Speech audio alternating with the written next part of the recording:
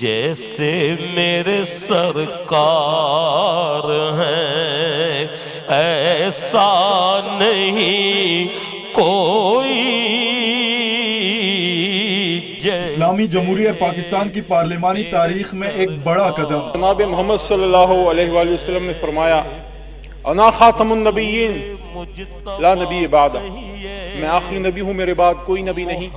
نصابی کتب میں جہاں جہاں حضرت محمد صلی اللہ علیہ وآلہ وسلم کا نام مبارک آتا ہے وہاں وہاں نام سے پہلے لفظ خاتم النبیین لازمی بولا پڑھا اور لکھا جائے گا. یہ ایوان حکومت وقت سے مطالبہ کرتا ہے کہ تمام درسی کتب اور سرکاری اسکولوں میں جہاں بھی آقا کریم صلی اللہ علیہ وآلہ وسلم کا نامی اسم گرامی لکھا پڑھا یا پکارا جائے وہ اس طرح سے ہو حضور اکرم خاتم النبیین محمد الرسول اللہ صلی اللہ علیہ وآلہ وسلم.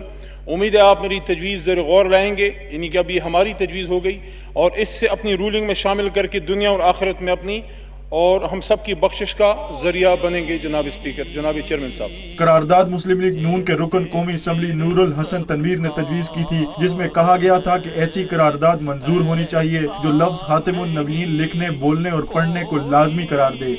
All those in favor of resolution may be ayes. All those against it may say no.